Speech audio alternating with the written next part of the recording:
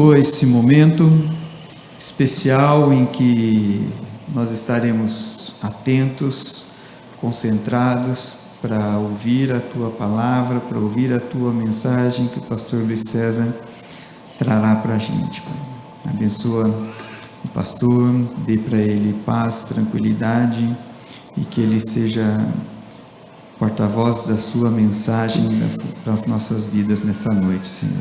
Obrigado por tudo, em nome de Jesus. Amém.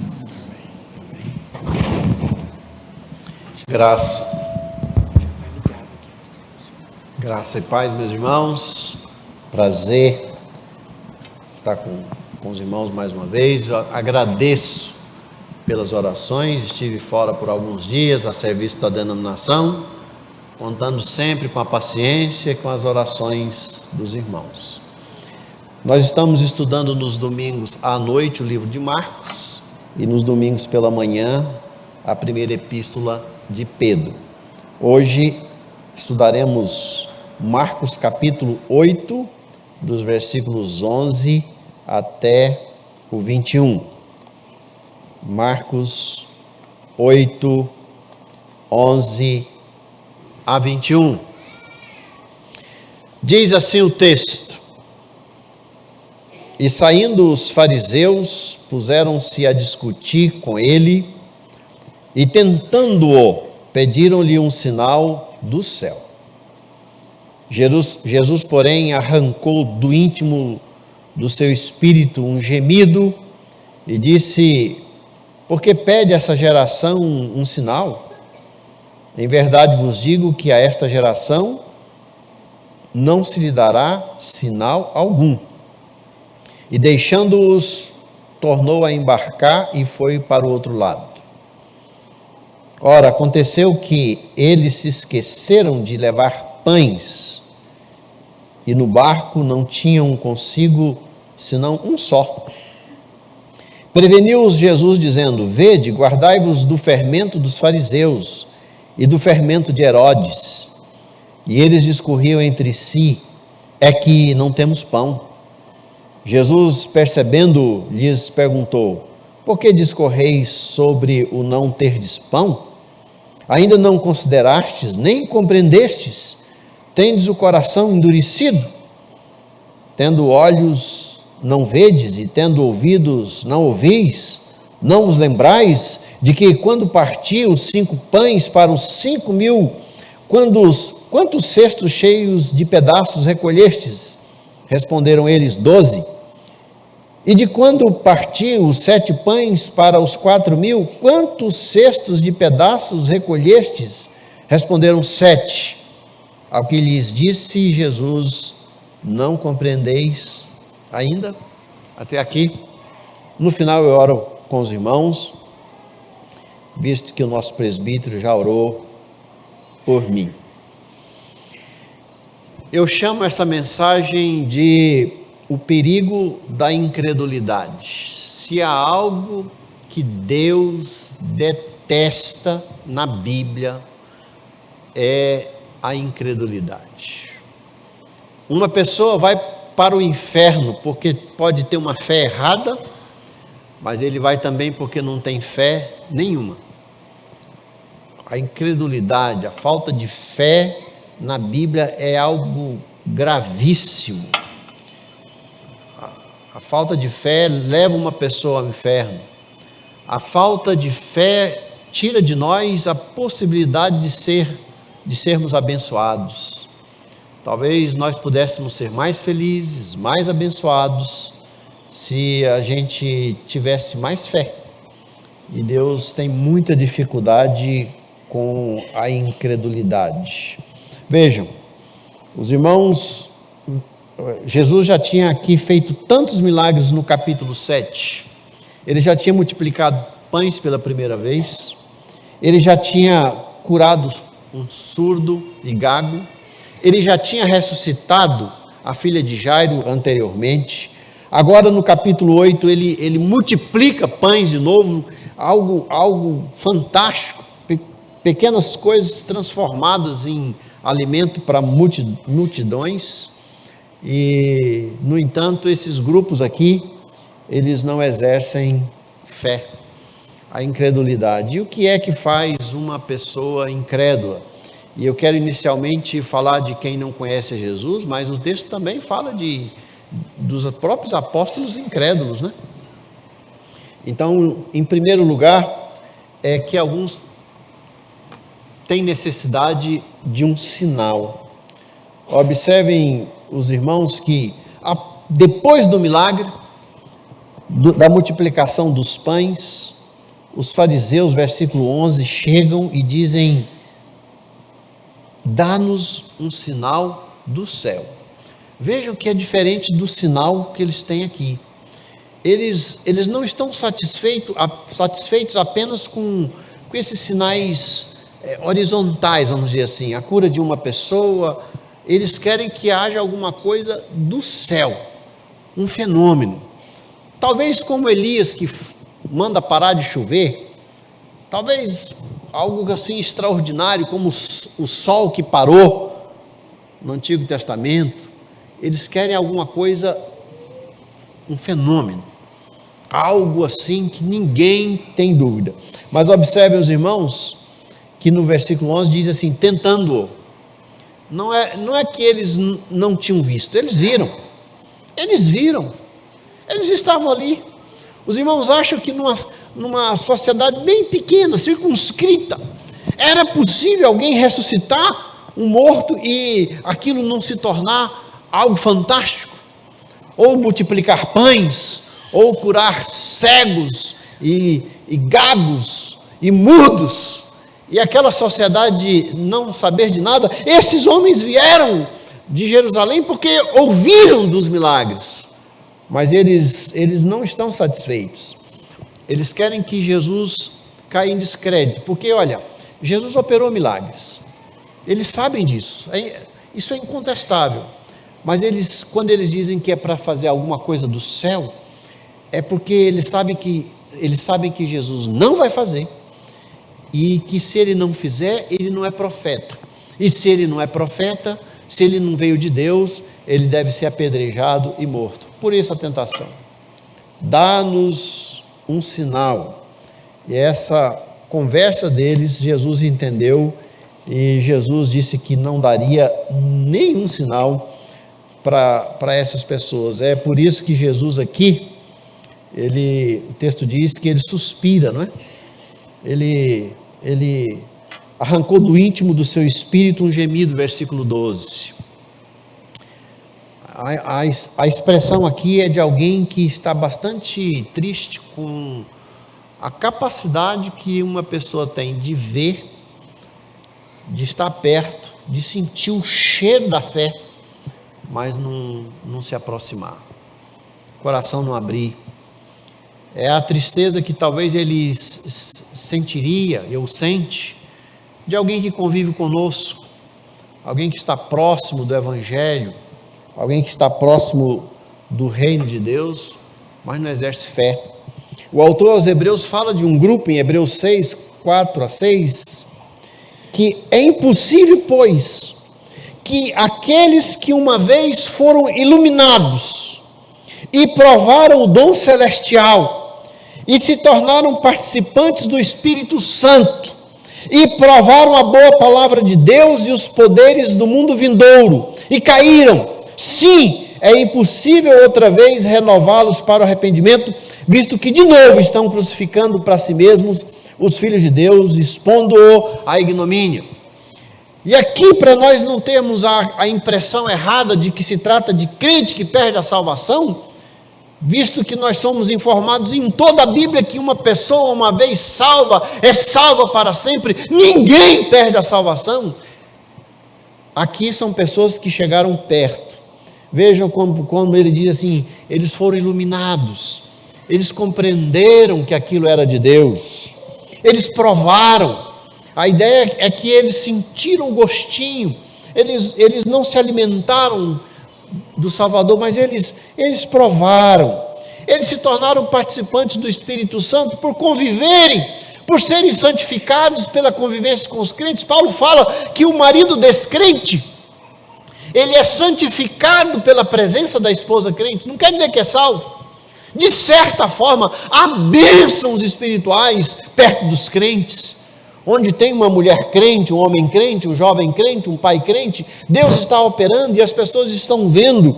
Mas essas pessoas, se elas não chegarem, se elas não se apropriarem da salvação, não basta estar perto. Talvez seja por isso que aqui no versículo 12, a Bíblia diz que Jesus, ele arrancou um íntimo gemido do seu espírito. Que pena que andou tão pertinho, que provou, que pena que viu milagres, viu Deus fazer uma obra maravilhosa, viu Deus operar, viu Deus curar a gente, viu Deus ressuscitar, mas não chegaram à convicção da salvação. Há pessoas assim, e que ainda estão aguardando um sinal. É interessante que Jesus diz que nenhum sinal seria dado, mas em Mateus, o texto é um pouquinho maior, e em Mateus, no mesmo texto correlato, Jesus diz: nenhum sinal será dado a não ser o sinal de Jonas. Mateus, o texto está maior. E o que seria o sinal de Jonas? O sinal de Jonas seria que há uma pregação, um homem que pregou, segundo Pedro, por 100 e tantos anos, um homem que disse: Deus vai exercer juízo sobre vocês, Deus vai fazer algo para curar a terra, Deus vai inundar a terra, e ele constrói a arca num deserto, e esse é o sinal de Jonas. O sinal de Jonas é a própria pregação. Nenhum sinal vocês terão. Deus não fica circunscrito a dar algum sinal para nós. Deus não precisa fazer aquilo que nós queremos para que a nossa fé nele seja grande. E eu quero contar uma experiência pessoal. Com uma semana de convertido, aos 15 anos de idade, eu estava lavando uma garagem que cabiam lá uns 3, 4 carros, e eu ouvi a mensagem que a fé revolve montanhas. Então eu joguei água na garagem, joguei sabão, e era hora de esfregar. Eu me lembro que eu orei e coloquei assim, o rodo estava aqui, eu coloquei aqui e falei: Deus, a tua palavra diz que a fé revolve montanhas. Eu quero pedir que agora, quando eu abrir os olhos, essa garagem esteja limpinha, sem eu fazer nada. E eu abri os meus olhos, e a garagem estava lá toda para ser trabalhada. Talvez Deus olhou para mim e falou assim: vá trabalhar, rapaz, né? Deus não precisa disso. Deus não. Eu fiquei pensando, se Deus tivesse feito aquilo, que estrago teria feito na minha alma. Talvez eu nunca mais trabalhasse, talvez eu nunca mais lavasse uma garagem na vida, nem um prato. Deus faz tudo por mim. Deus não precisa fazer nenhum sinal para essa geração. Um anjo não precisa aparecer em São José dos Campos. Deus não tem que curar alguém de alguma enfermidade. Deus não tem que obedecer nenhuma pessoa, que quer dizer que para que essa pessoa tenha um encontro com Deus, Deus tem dificuldade com isso. Deus não precisa fazer sinal, e nós mesmos, como os crentes, temos que tomar cuidado, porque às vezes nós queremos ver algo que Deus não quer mostrar. Talvez Deus não quer te dar um sinal para você servir no melhor, um sinal para você fazer algo diferente do que você está fazendo. Tudo já está revelado, a pregação já está aqui, a Bíblia está toda aqui, Deus já falou tudo que você precisa ouvir. E a incredulidade, ela vem quando nós queremos algo fora daquilo que é a normalidade. Talvez seja por isso que igrejas se especializaram em prometer sinais. Por exemplo, quando diz assim: olha, tarde do milagre, toda terça-feira, 15 horas. Uma igreja pode dizer que Deus, às 15 horas daquela terça-feira, vai fazer um milagre? É possível que Deus se sujeite a isso? Que Deus diga: olha, agora eu sou obrigado, porque a igreja prometeu que vai ter milagres, e eu vou ser obrigado a ir lá e fazer um milagre, porque uma igreja prometeu que vai operar um milagre naquela terça-feira, naquela tarde, naquela igreja, por aquela pessoa? Deus não precisa fazer isso, e Deus não faz isso. Deus pode operar milagres quando Ele quiser, a hora que Ele quiser. Ele não marca, Ele não obedece, Ele não se sujeita, Ele que é o Senhor. Nós apenas pedimos, suplicamos, e se Ele quiser fazer, Ele vai fazer. Mas não porque alguém marcou, não porque alguém determinou, porque alguém decretou um sinal. Quem pede um sinal está dando um sinal de incredulidade. Quem quer ver um milagre para crer é incrédulo. A fé, ela nasce no invisível. Ela é a certeza de coisas que ainda não aconteceram. É visão espiritual. É o olhar da alma. É a compreensão que vai além do cognitivo, de que Deus está agindo acima de nós, e mesmo quando nós não estamos pedindo. Pode ser que Deus esteja fazendo um milagre agora sem que nenhum de nós esteja vendo. Pode ser que Ele já está operando. Aos seus amados Ele dá enquanto dormem. O fato é que quem fica atrás de sinais, quem fica andando em fundo de quintal atrás de profecia e profetada, quem fica atrás de milagres e de tendas de milagres, é porque no coração é incrédulo, não crê na palavra do jeito que ela é, não tem fé no Deus invisível, não se contenta com a fé que Deus tem dado aos santos até agora. Segunda maneira de Deus desprezar e mostrar por que há incredulidade é por causa da constância no pecado. E eu quero provar a tese de que alguns de nós creem menos hoje em Deus do que na conversão por causa do pecado. Quando os discípulos estão agora conversando com Jesus, versículo 14, Jesus diz assim: olha, cuidado com o fermento dos fariseus. E o texto diz que eles estão preocupados com o pão, porque, olha, Jesus está falando de fermento agora, é porque eles só têm um pão. Nós temos só um pão. Jesus está preocupado porque nós não fomos previdentes e nessa viagem nós não trouxemos pão. E Jesus diz: não, cuidado, eu quero falar do fermento dos fariseus. Fermento na Bíblia, todas as vezes, 100% das vezes que aparecer a palavra fermento na Bíblia, é símbolo do pecado. A ideia de que é algo pequeno, mas que entrando no coração de uma pessoa cresce. Pecado cresce. Às vezes começa bem pequeno, um pequeno relacionamento, uma pequena concessão que eu faço ao pecado, um pequeno gesto para o pecado, um pequeno aceno para o pecado, um pequeno erro que eu cometo, mas Jesus diz: é como um fermento, e ele cresce. Ele diz: o fermento dos fariseus é assim, ele cresce, e ele vai crescendo e tirando de vocês a fé verdadeira. E olha, meus irmãos, os fariseus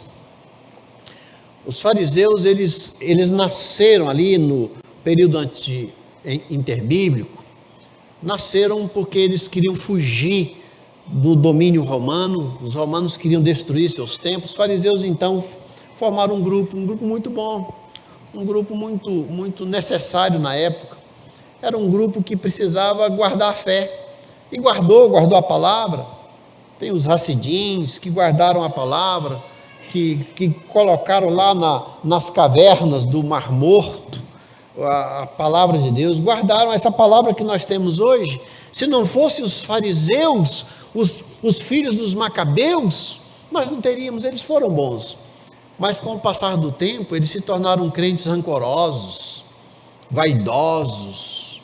Eles tinham vaidade da sua própria lei, da sua espiritualidade, das suas orações, dos seus jejuns constantes, das suas ofertas, até da arruda, a oferta da horta, a oferta de coisas que eles escolhiam. Se eles escolhiam 10 pés de alface, eles faziam questão de uma e de falar que davam o dízimo de tudo, do cominho, de coisas pequenas. mas eles se tornaram pessoas incrédulas, religiosos e incrédulos ao mesmo tempo, frequentadores de igrejas e incrédulos, possivelmente hoje batizados e incrédulos, andando na igreja, cantando os hinos, talvez até lendo a palavra, mas incrédulos por causa do fermento do pecado. E Jesus fala também do pecado de Herodes. Ele fala que, versículo 15, o fermento dos fariseus e o fermento de Herodes. Qual é o fermento de Herodes? O adultério, dormindo com a mulher do seu próprio irmão, e depois o assassinato do próprio João Batista, que nós vimos em capítulos anteriores. E essa constância no pecado, meus irmãos, essa hipocrisia, essa incredulidade cresceu, porque o pecado faz com que nós sejamos cada vez menos crentes naquilo que Deus está fazendo. Toda vez que você abraçar o pecado, toda vez que você conviver com o pecado, viver na prática do pecado, você vai crer menos. Você vai ler menos a Bíblia. Você vai fugir das pregações. Você vai fugir dos hinos. Você vai fugir dos irmãos que confrontam. Você vai fugir da liderança, vai fugir dos pastores. Toda vez que o pecado for constante, você vai gostar daqueles pastores, daquelas igrejas neutras, inclusivistas, que pode tudo, que não precisa tratar o pecado. Ali você pode tudo, você é tudo, você pode viver do jeito que você está, você pode chegar com a carga de pecado sem confissão, mas a sua fé vai ficando cada vez menor. Herodes também viu milagres, não viu, meus irmãos? Herodes viu, mas ele era incrédulo, ele era assassino. O pecado faz separação. Isaías 59:2 diz: mas as vossas iniquidades fazem separação entre vós e o vosso Deus, e os vossos pecados encobre o seu rosto de vós, para que ele não vos ouça. Quando nós estamos em pecado, sem confissão, Deus cobre o rosto. Você quer falar com Deus, mas o texto diz claramente, Deus cobre o rosto. Deus diz, eu não estou vendo. Queridos irmãos, nós somos pecadores. Todos nós pecamos. Não há um de nós que esteja debaixo de um invólucro, de uma auréola, que não peque. Somente com a nossa morte é que esse velho homem vai deixar de pecar. Enquanto você estiver aqui, enquanto você andar do lado de cá da eternidade, você é pecador. Faz parte da sua natureza. A nossa inclinação é para o pecado. Nós somos dois seres, nós temos duas naturezas em nós. Tem a adâmica, a humana, a terrena. Tiago chega a chamar essa natureza de animal, terrena e diabólica. E tem uma outra divina, está ali no seu coração. E você tem inclinações tanto para as coisas de Deus como para o pecado. E às vezes nós nos surpreendemos o quanto nós amamos o pecado. Nós nos surpreendemos às vezes com aquilo que falamos, com as coisas que abraçamos. Nós somos capazes de pecar tanto quanto uma pessoa que não conhece Jesus. O velho homem, ele é indomável, ele gosta do pecado, mas o pecado na vida do crente tem que ser sempre um acidente, não uma prática. 1 João 2:1, João diz assim, filhinhos meus, estas coisas, aquilo que ele acabara de dizer, eu vos escrevo para que não pequeis. Essa é a regra. O próprio João diz, aquele que vive na prática do pecado não viu a Deus, nem o conheceu. Aquele que conhece a Deus não vive pecando. O pecado na vida do crente é um acidente. Como, por exemplo, que você sai de manhã no seu carro, você não sai e diz, olha, vou bater o carro às 9h15. Você não pode fazer isso, você não faz isso. mas ele pode acontecer. Filhinhos, estas coisas vos escrevo para que não pequeis. A regra é não pecar. A regra é brigar contra o pecado. A regra é se afastar de tudo aquilo que te conduz ao pecado. A regra é, tem um relacionamento pecaminoso, afasta, sai, foge. A regra é, tem alguma palavra que você tem falado que não agrada a Deus, corta, tira do seu vocabulário. Algum comportamento, algum relacionamento, alguma ação, alguma omissão, alguma mentira, algum mau hábito, algo que você faz constantemente, mas não conseguiu vencer, um quartinho escuro que eu já citei aqui, que você guarda o seu pecado. A regra é, não pequeis. Essa é a regra, esse é o certo. Mas João sabe que nós somos pecadores demais. Ele diz assim, se todavia alguém pecar, não é? Ele não é que ele dá um salvo-conduto. Ele é pastor, ele sabe, se todavia alguém pecar, porque nós vamos. Ele diz assim, tem jeito para quem pecar também.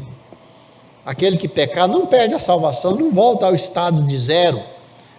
Jesus não vai morrer por ele todas as vezes, ele não tem que aceitar Jesus de novo. Se todavia alguém pecar, se todavia acidentalmente alguém pecar, se todavia por falta de vigilância alguém pecar, não se desespere, diz ele. Nós temos, sabe o que ele diz? Um advogado. Nós temos um advogado. Jesus Cristo justo, ali junto ao Pai. E talvez por estar perto do Pai, ou com certeza por estar perto do Pai, assentado à direita dele, e quando nós oramos em nome dele, no nome de Jesus, é por isso que nós oramos em nome de Jesus. Jesus pega aquela oração e fala com o Pai, eu entendo esse aí, eu também fui tentado. Jesus nunca pecou, mas Jesus é Deus, e ele intercede por nós, e o Espírito nos ajuda naquela oração, com gemidos inexprimíveis se nós não sabemos orar como convém, mas temos um advogado. E aí então, João, conhecedor do Antigo Testamento, ele diz, e ele é a propiciação pelos nossos pecados. Ele entende que quando no Antigo Testamento alguém chegava diante de Deus, e o sacrifício era colocado no propiciatório, no altar, e quando o sacerdote matava o sacrifício, a ovelha, o sangue derramado purificava do pecado. João diz assim, que Jesus é a propiciação pelos nossos pecados. Ele pode nos apresentar diante de Deus. E em 1 João 1,7 ele diz, o sangue de Jesus, o seu Filho, nos purifica de todo o pecado, não só do pecado de agora, o pecado do passado, do presente, e até o pecado que eu cometerei quando eu tiver 80 anos, se eu lá chegar. O sangue de Jesus é eficaz. E João ainda, em 1 João 2,1, ele diz assim, e não somente ele é capaz de fazer propiciação pelos nossos pecados, mas ele é capaz de fazer propiciação pelos pecados do mundo inteiro. Isto é, se o mundo inteiro se converter, se o mundo inteiro suplicar perdão, o sangue de Jesus é capaz de fazer propiciação pelas pessoas do mundo inteiro. E se ele é capaz de fazer propiciação pelas pessoas do mundo inteiro, ele é capaz de fazer propiciação pelo seu pecado, por você. Você é pequeno diante do mundo inteiro, mas o sangue de Jesus purifica de todo pecado. Cuidado, meus irmãos. Se você está crendo menos, talvez porque o pecado está ali, e é preciso brigar com ele, para que nós creamos mais, para que nós vejamos mais, para que a nossa fé seja aumentada. Elben César, no livro Práticas Devocionais, falando sobre pecados e sobre a falta de fé, ele diz assim, você está no fundo do poço, porque você perdeu gradativamente o entusiasmo, você perdeu o gosto pela leitura da Bíblia, você perdeu a vontade de orar, perdeu o gozo da comunhão com Deus, perdeu a força da esperança cristã, você perdeu a capacidade de crer, perdeu o poder da fé, você tornou-se frio, insensível, incrédulo e apático. Você trocou a casa de Deus pela sua própria casa. Você está no fundo do poço porque você se desobrigou gradativamente dos mandamentos de Deus. Você se soltou. Você fez concessões à carne, ao mundo e ao diabo. Você se soltou. Você está no fundo do poço porque foi se distanciando gradativamente do compromisso doutrinário. Tudo começou quando você perdeu a noção da autoridade da palavra de Deus. Você está no fundo do poço porque se envaideceu gradativamente até o ponto de acreditar que não precisa mais de sabedoria de Deus, da sua graça, do seu poder, da sua presença. Você pode tudo, você dá conta de tudo, você está sempre certo, a última palavra é sua. Você não é a vara, mas a própria videira. Você trocou a plenitude de Deus pela plenitude do seu próprio eu. Por isso você perdeu a capacidade de crer, diz no livro, melhor dizendo, Elben César. E a cura da nossa alma começa quando nós olhamos para o Senhor e pedimos que Ele tenha misericórdia de nós. Quando Ele nos transforma. A terceira maneira que Deus tem aqui de tratar a nossa incredulidade e de brigar com ela é quando Ele diz que o nosso coração está endurecido. Observe, meus irmãos, quando os discípulos estão conversando, porque num barco pequeno eles não têm pão, apenas um pão, Jesus diz para eles no versículo 19, aliás, versículo 18, escuta, vocês têm olhos, mas vocês não viram? Vocês não se lembram do que aconteceu? E aí Jesus cita nos versículos 19 e 20, que Ele multiplicou pães, que sobraram pães, e no versículo 21 Ele diz assim, vocês não compreendem ainda? O coração de vocês está endurecido, vocês não lembram? Olha o versículo 17, tendes o coração endurecido? E agora, queridos irmãos, há uma mudança na conversa de Jesus. Jesus, ele cita os fariseus, que são incrédulos, por causa do pecado, do fermento, mas agora Jesus está dizendo que os apóstolos são incrédulos, eles têm o coração endurecido, ele é muito enfático, ele poderia dizer, olha, vocês não viram nada, vocês não experimentaram nada, vocês não entenderam. Ele faz lembrar a nós que coração duro é prova de incredulidade. E olha, meus irmãos, nesses anos todos de ministério, eu tenho visto muito crente de coração duro. Acho que todos nós, em determinados momentos, temos corações endurecidos, não é? Nós endurecemos o coração, às vezes, diante de uma pregação. Interessante.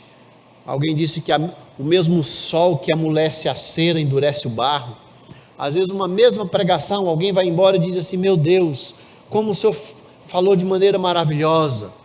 E outro vai para casa e diz, não senti nada.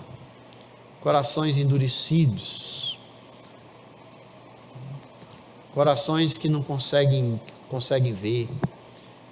Que são capazes de cantar músicas tão lindas como as que cantamos, mas a música não entrou na alma, ficou assim só na mente, no pensamento, não guardou, não embalou a alma. Corações endurecidos diante, por exemplo, do apelo de irmãos necessitados, ou de um apelo missionário, diante de coisas tão grandes, nós preocupados com coisas tão pequenas. Coração endurecido diante daquilo que Deus está mostrando para nós. Jesus está brigando com os fariseus. Vocês não estão vendo?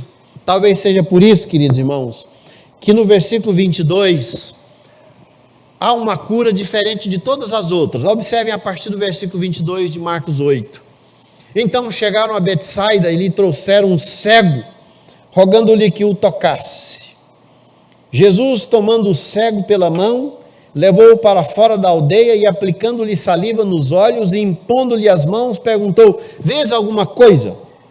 Este, recobrando a vista, respondeu: vejo os homens, porque como árvore os vejo andando. Então novamente lhes pôs as mãos nos olhos, e ele, passando a ver claramente, ficou restabelecido e tudo distinguia de modo perfeito. E mandou Jesus embora para casa, recomendando-lhe: não entres na aldeia. É a primeira e única vez que Jesus faz um milagre em duas etapas. Pode parecer que faltou poder em Jesus na primeira vez que ele colocou as mãos no olho do cego. Você está vendo? Ele diz: olha, melhorou, mas ver mesmo, eu não estou vendo. Eu estou vendo pessoas como árvores, tanto faz uma árvore como uma pessoa. Ele ainda está com glaucoma ou com catarata. Ele não está vendo bem. Ora, não é estranho isso na Bíblia? Os irmãos não acham que é estranho Jesus operar um milagre e esse milagre não ser completo? Deus faz alguma coisa incompleta? Eu penso que Jesus fez isso em duas vezes por causa dessa conversa que ele teve com os discípulos. Olha, que coração endurecido é esse de vocês? Vocês não viram a multiplicação dos pães? Vocês estão preocupados com 5 pessoas em um barco? Que preocupação é essa? Eu sou capaz de multiplicar para milhares de pessoas. Vocês não viram? Que coração incrédulo, que dificuldade, que coração endurecido. E talvez Jesus esteja dizendo: o que precisa acontecer com vocês é que vocês precisam de uma nova bênção. Porque aqui Jesus diz ao cego: agora vem que toca de novo, agora sim. Talvez muitos de nós estejam precisando que Deus renove a alma, abra os olhos mais uma vez, que Deus desperte o coração, que Deus faça você sentir de novo alegria espiritual, contentamento em Deus, alegria nas músicas de Deus, na palavra de Deus, no culto doméstico, na leitura da Bíblia, na comunhão com os santos, na submissão à vontade de Deus. Talvez seja a hora de Deus fazer algo diferente do que está fazendo na sua própria vida. Vocês não estão vendo isso? Não tenha o coração endurecido. Que Deus coloque nos seus olhos, que Deus abra os seus olhos para você ver aquilo que você até agora ainda não viu. Talvez seja esse o propósito desse texto, que é citado unicamente por Marcos, onde Jesus tem que tocar 2 vezes. Talvez hoje Jesus possa tocar em você de novo. Você diz: mas eu já sou crente, eu não sou fariseu, eu não sou Herodes, mas às vezes eu não vejo direito, às vezes eu não sinto, às vezes a minha fé é pequena, é falha, às vezes eu não consigo ver aquilo que Deus está fazendo. E talvez, queridos irmãos, e certamente todos nós precisamos dizer: Senhor, abre os meus olhos, eu quero ver, eu quero ser mais crente do que sou, eu quero ser mais sensível à tua voz, eu quero ser um crente melhor, eu quero andar com o Senhor de maneira mais eficaz. Eu não preciso chegar no céu para ver o que o Senhor está fazendo. E agora que nós estamos chegando no final do ano, final de ano é propício para uma renovação de votos ao Senhor, não é? Tão bom no final do ano a gente parar, olhar para trás e falar: Deus, no ano que vem eu quero te servir melhor, eu quero gastar mais tempo com o Senhor, com a tua palavra, quero pregar mais, quero orar mais, quero jejuar mais, eu quero vir mais à igreja. Nós temos tanta expectativa que a nossa igreja vai crescer muito, porque nós descobrimos no teste do DNI que a nossa igreja, ela evangeliza pouco. Nós evangelizamos, mas nós somos voltados para dentro, e nós já descobrimos isso. Mas nós somos um povo inteligente, E nós sabemos que nós temos que avançar. Nós vamos abrir as portas. Nós vamos caminhar. Algo que já está no meu coração, estou conversando com alguns. Na segunda-feira pela manhã, toda segunda-feira, de 7h30 a 8h30, quando os comerciários estão chegando para o trabalho. O comércio aqui abre 9h, eu já andei por aqui. Você vai 8h45, tudo fechado, todo mundo aqui abre 9h. 7h30 a 8h30 nós vamos ter um culto de oração e pregação e música aqui, toda segunda-feira. Eu vou precisar dos irmãos, eu vou precisar dos músicos, dos pregadores, dos que vão orar. Nós queremos que esse pessoal todo aqui, antes de abrir a porta das suas lojas, funcionários e patrões, que eles venham aqui para receber no início da semana, na segunda-feira de manhã, essa igreja vai abençoar esse pessoal. Renova-me, Senhor, fortalece-me para isso. Vai ser um trabalho duro. Nós vamos atiçar o inferno. Mas a gente precisa pedir que Deus abra os nossos olhos. Que Deus tire de nós o coração endurecido. Queridos irmãos, eu quero terminar com Lucas 17:5, quando os discípulos falaram: Senhor, aumenta-nos a fé. 3 forças que fazem com que nós não tenhamos fé. 3 ações. A primeira delas, a necessidade de um sinal. A segunda, a constância no pecado. E a terceira, um coração endurecido. Será que um desses pontos tem a ver com a sua vida? Será que existe algo naquilo que Deus falou conosco hoje, que você hoje pode tomar uma decisão? Será que há algo que Deus quer trabalhar em você e que você pode abaixar a cabeça e responder e falar: Deus, eu não quero ser incrédulo, eu quero ter uma fé viva, eu quero andar com o Senhor, eu quero te obedecer, eu quero ter uma fé genuína, eu quero ver o poder de Deus, eu quero ver milagres espirituais, eu quero andar na tua presença. O Senhor não vai precisar tocar nos meus olhos 2 vezes, eu vou enxergar aquilo que o Senhor está fazendo, eu vou olhar o mundo com os olhos de Deus. Eu quero ser uma bênção, eu quero ser um instrumento nas tuas mãos, eu quero te agradar. Os nossos jovens aqui, não sei quantos dos jovens já ouviram falar de Spurgeon, que ouviu Moody pregar uma vez quando ele esteve nos Estados Unidos. Ele ainda um jovem de 17 anos. E Moody falou: Deus ainda está para ver o que Deus pode fazer através de um homem totalmente cheio do Espírito Santo. E Spurgeon respondeu: eu serei esse homem. E ele voltou para a Inglaterra e se tornou o príncipe dos pregadores. Deus pode fazer algo maravilhoso através da sua vida. Deus pode amolecer o seu coração. Deus pode fazer de você uma pessoa cheia do Espírito Santo, cheia de fé. Deus pode fazer de você uma pessoa que não tenha o coração endurecido, que não esteja constantemente no pecado e que não tenha nenhuma necessidade de sinal. Que Deus abra o seu coração, que Deus te dê fé. Será que nós podemos orar juntos? Senhor, aumenta-nos a fé. Feche os seus olhos um pouquinho. Tenha alguns minutos de oração, falando com Deus. E depois eu oro com os irmãos.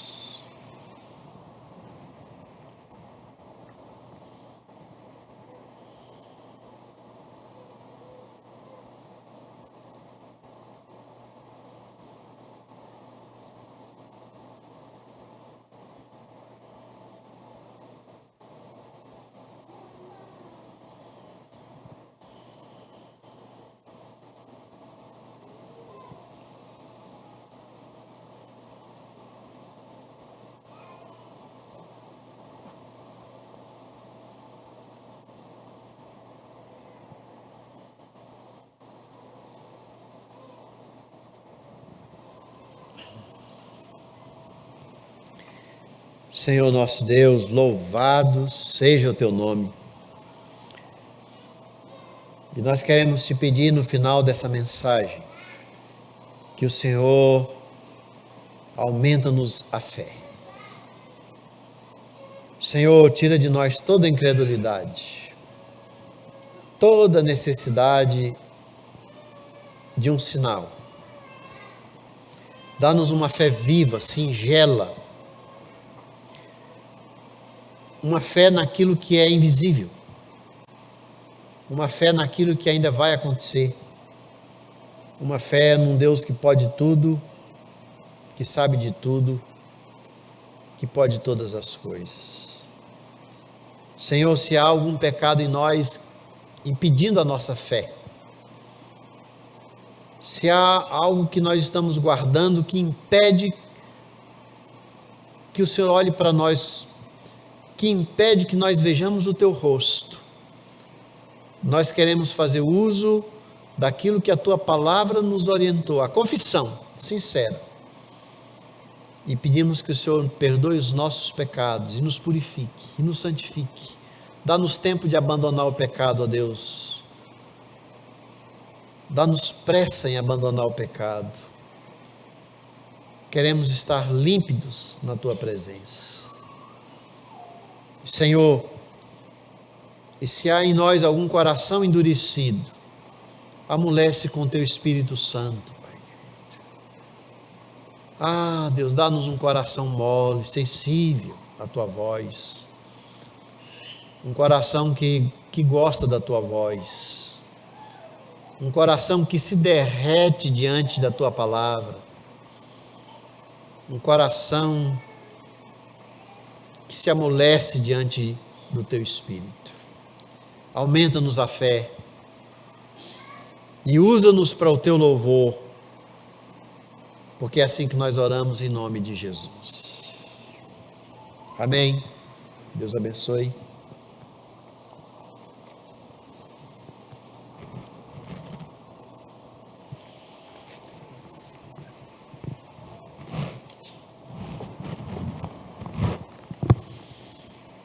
Acho que ele pode descer, não?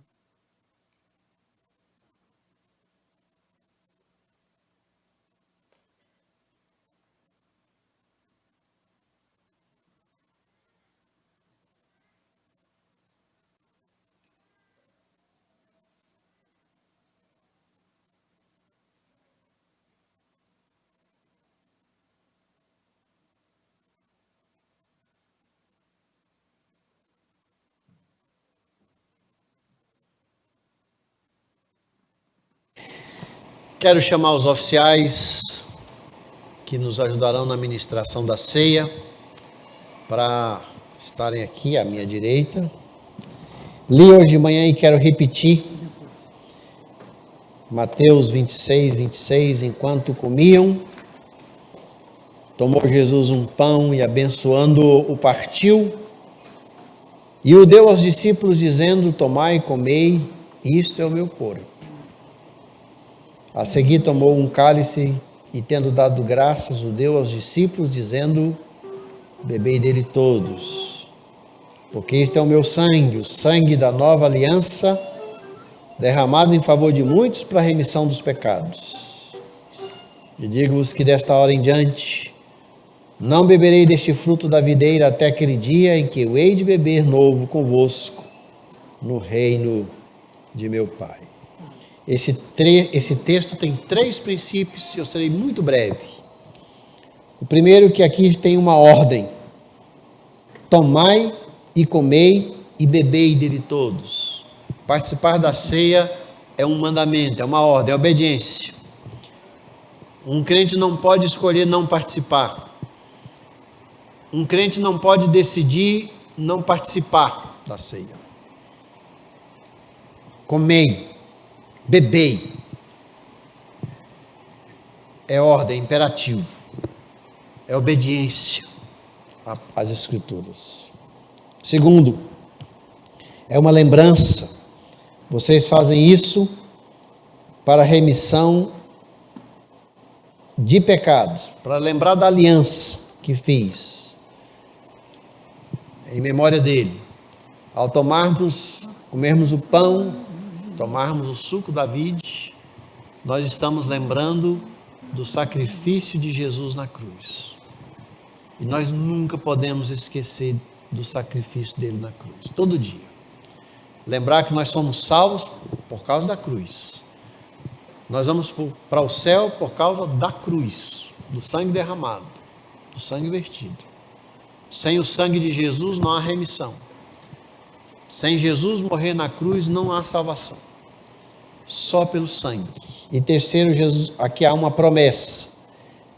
Dessa hora em diante eu não beberei deste fruto da videira com vocês, até aquele dia.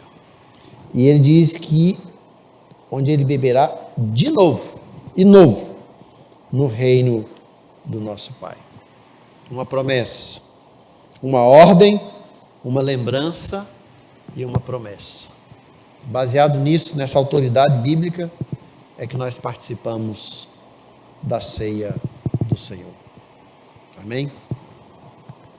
Senhor Deus, nós vamos estender as nossas mãos e tomar o pão e tomar o cálice, na certeza de que não se trata apenas de um cerimonial, mas se trata de um culto, de algo espiritual, de uma presença maravilhosa do Senhor entre nós, de uma obediência, de uma lembrança de que o corpo foi o corpo de Jesus perfurado na cruz, pregado na cruz. E o fruto da vide simboliza o sangue derramado, o sangue de Jesus que nos purifica de todo o pecado.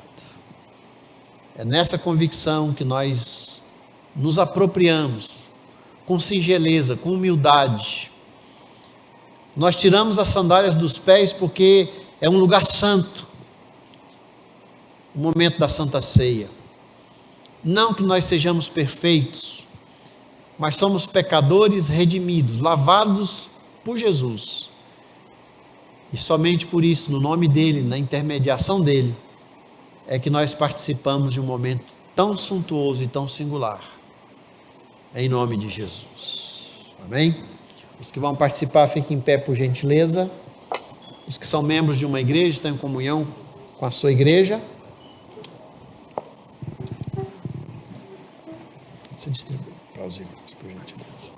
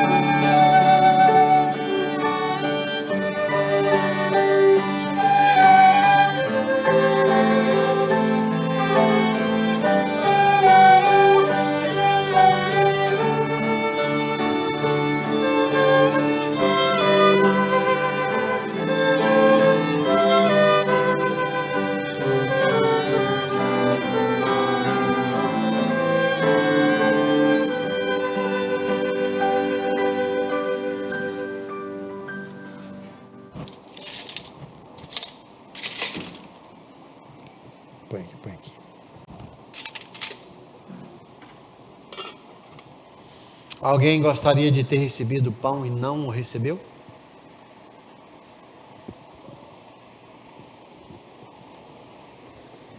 Deus abençoe.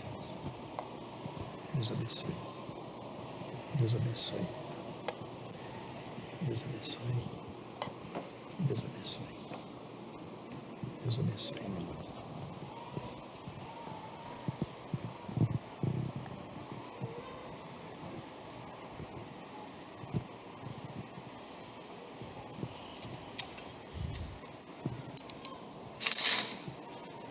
Deus abençoe. Obrigado.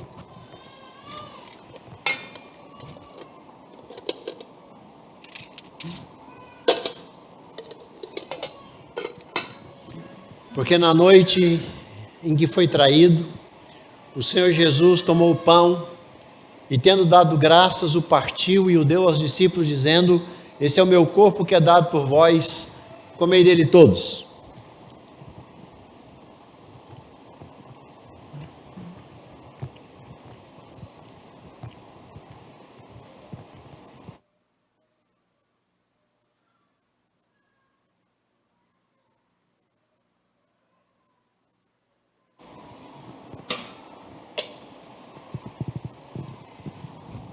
Obrigado, Roberto.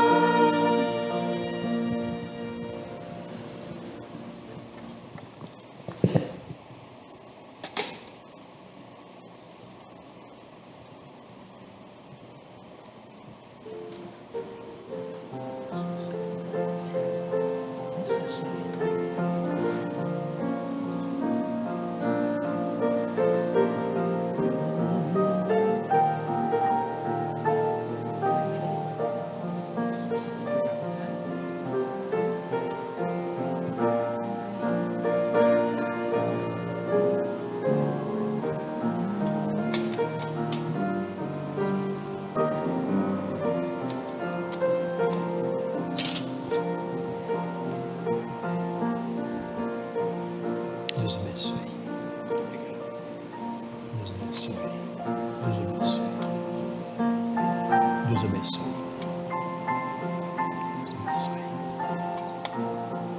Deus abençoe. Deus abençoe.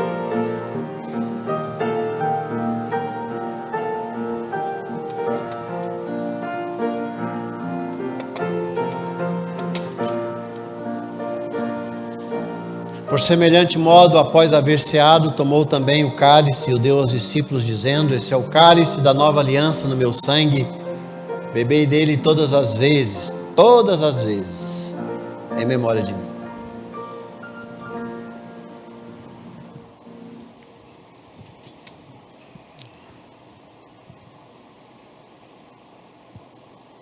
Muito obrigado a Deus pela mesa, pelo sacrifício vicário, pelo sangue derramado. Que bênção maravilhosa.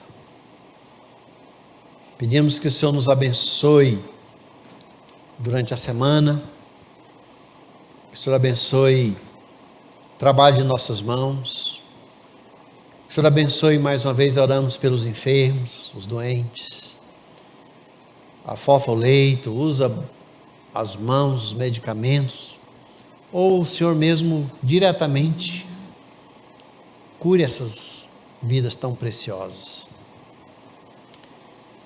Olha para nós sempre com misericórdia, Pai, com graça, cobre-nos com tua boa mão. Nós temos muita necessidade de que o Senhor cuide de nós, das nossas coisas, das nossas finanças, da nossa saúde, do nosso lar, das nossas famílias, do nosso trabalho, da nossa alma, em nome de Jesus, amém? Antes de terminarmos, vamos ter ainda o hino, quero dizer que após o culto, se alguém quiser receber a oração, não quer ir embora sem que alguém coloque a sua vida diante de Deus, antes de sair, vem aqui para frente um pouquinho, vai ter um grupo aqui só para orar, um grupo para interceder. Nós chamamos esse momento de oração comunitária. Fica mais um pouquinho, tão importante isso, nós nos sentimos tão felizes em poder ter esse momento de oração comunitária, que também é individual, cada um vai receber uma oração antes de ir embora, e os que quiserem orar pelos demais, os irmãos que se sentiram compungidos também para isso, podem vir, não só os oficiais, fiquem à vontade. Estou recebendo nesse final de semana 2 irmãos meus, o Esdras, que está aqui na frente, fica em pé, Esdras e Edmar lá atrás, vieram lá de Goiás, estão comigo, irão embora amanhã. Obrigado pela presença de vocês, voltem sempre, Deus os abençoe, obrigado, foi muito bom esse final de semana aí com vocês. Talvez logo nós tenhamos que, ao chegar ao culto, os irmãos que forem chegando primeiro, sentar um pouquinho mais à frente. Eu já percebi que hoje, quem chegou um pouquinho depois, o pessoal que está lá de plantão já teve alguma dificuldadezinha em colocar no lugar. Então, quem vai chegando primeiro, fica mais à frente um pouquinho. Um banco à frente já resolve aqui por algum tempo. A gente espera por algum tempo, né? Que Deus abençoe. Muito obrigado, irmãos, pela ajuda. Vamos cantar mais um hino e depois a bênção apostólica, a bênção pastoral, apostólica e depois o prelúdio, o pós-lúdio. Muito obrigado, irmãos.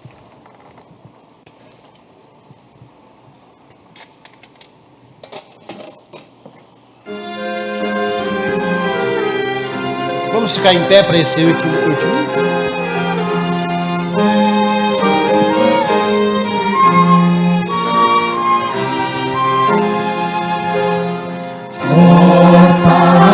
Fortalece a tua igreja, ó bendito Salvador,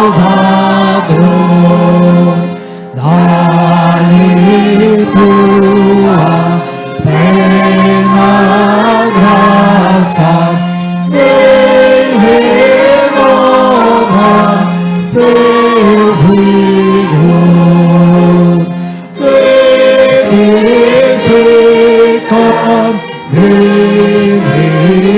vivifica nossas almas, ó Senhor.